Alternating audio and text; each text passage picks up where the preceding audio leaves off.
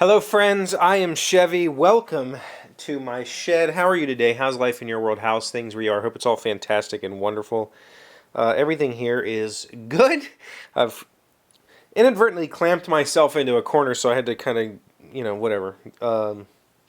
Working on the desk today. It's Veterans Day, and happy Veterans Day to anybody and everybody out there that served the country.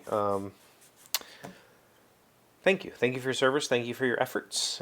Being a veteran myself, I know the struggles that military personnel go through in their lives, and it's a selfless act. I mean, it really is.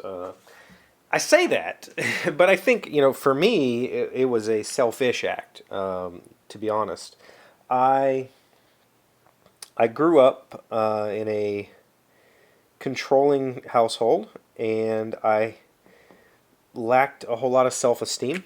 I think maybe because of that, I'm not sure. You know, I'm not a psychologist, so I'm not going to attempt to I'm not going to claim that I know what I'm talking about. But I do know that I joined the Marine Corps because it was the fastest way to escape a situation, my home situation, and it was also a way for me to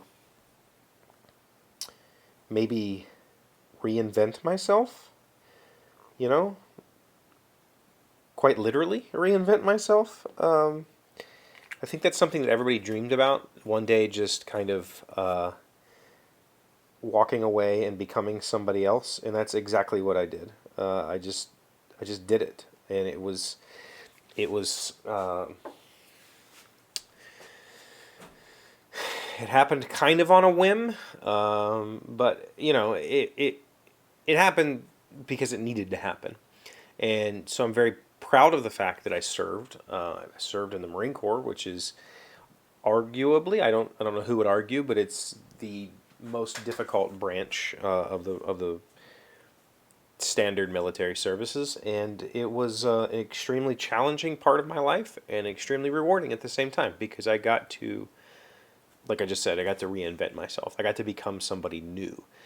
And it wasn't necessarily that I went somewhere and changed my name and my identity and tried to be popular because I was not a popular kid. It was, I went and learned how to be confident because I had none of that. I had no confidence. And so the military was, for me, a bit of a selfish act. It was something that I did to better myself and something that I felt I needed. But I think that most people join because it is maybe it's a family tradition, maybe it's a childhood dream. I know there's quite a few people that I met in the military that just that's what they wanted. They wanted to be in the military, and it was a very rewarding experience. Not only did I learn confidence and discipline and perseverance, I learned a whole lot of life skills that have helped me grow as a person. I learned there that I thrive under close supervision, under structure. I thrive in that environment. If it wasn't for my broken body and my severe lack of physical prowess, the military was perfect for me. I thrived in that atmosphere. I embraced it wholly, and I didn't have to embrace it in the sense of they broke me down, or anything like that. I embraced it in the sense that I was accepting of the mind games as part of the process, right? Part of the initiation, part of what it was, and it made me a much stronger person. It made me a much better employee for future employers. It made me much more self-aware of my strengths and weaknesses, and I think that that was invaluable. I think that the 4 years of my life, or 8 years if you want to really be pedantic about it, was well worth the the price, right? It was worth it. It was definitely worth it. I talked to my kid a little bit about it today. We had to go get they had to get some dental work done today, and we talked a little bit about it. Being stationed in Hawaii. Yes, I was stationed in Hawaii. I spent 3 years there, and when I tell people that, they're always, "Oh, lucky you." And I hate it. I disliked Hawaii way more than I disliked,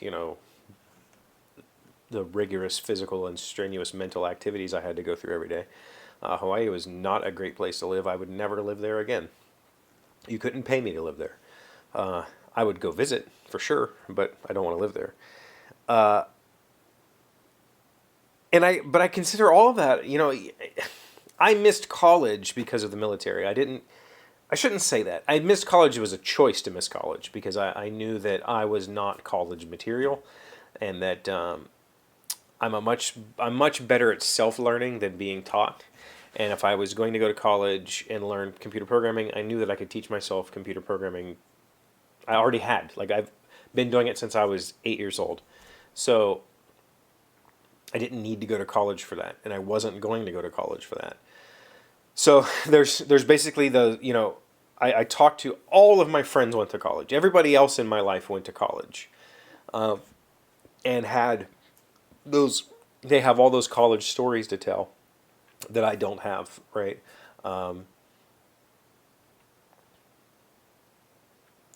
I have the military story to tell, which is a very, very, very different story, but in some ways, kind of similar.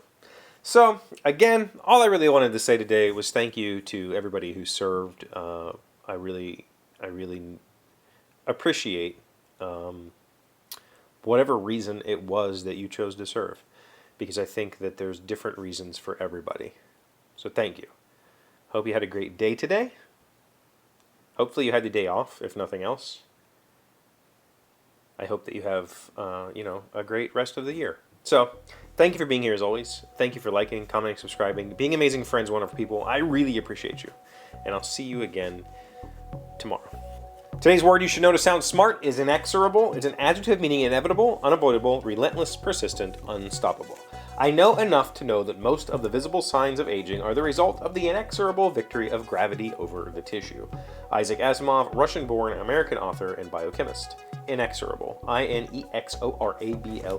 Another great word. Two really good words back to back. I don't think I have anything, exciting to say about that, but I don't know that aging is specifically gravity related. I think it's more like thinning of the skin, and yeah. Don't know that he was correct.